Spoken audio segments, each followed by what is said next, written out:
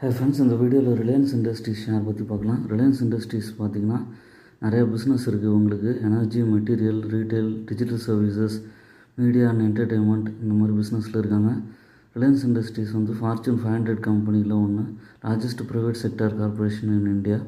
Key business வெர்டிக்கலில் பார்த்திங்கன்னா energy, இதில் வந்து oil and gas exploration, refining and petrochemical பிஸ்னஸில் இருக்காங்க. பெட்ரோகெமிக்கல்ஸில் ரிலையன்ஸ் வந்து மேஜர் பெட்ரோகெமிக்கல் பிளேயர். இவங்க வந்து இந்தியாவிலே டாப் 10 கம்பெனிஸில் ஒன்று. ரீட்டைலில் ரிலையன்ஸ் ரீட்டைல் வந்து சிக்னிஃபிகண்ட் பார்ட்டில் இருக்குது. நல்ல ரெவல்யூஷன் இருக்குது, நிறையா லேண்ட்ஸ்கேப்பில் இருக்குது.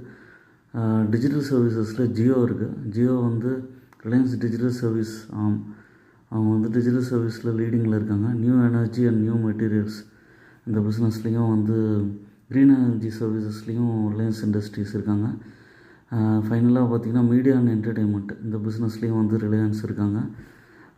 மல்டிபிள் பிஸ்னஸில் இருக்குது. கரண்ட் ப்ரைஸ் வந்து 1374 ரூபா. மார்க்கெட் கேபிட்டல் வந்து 18 லட்சம் கோடி இருக்குது.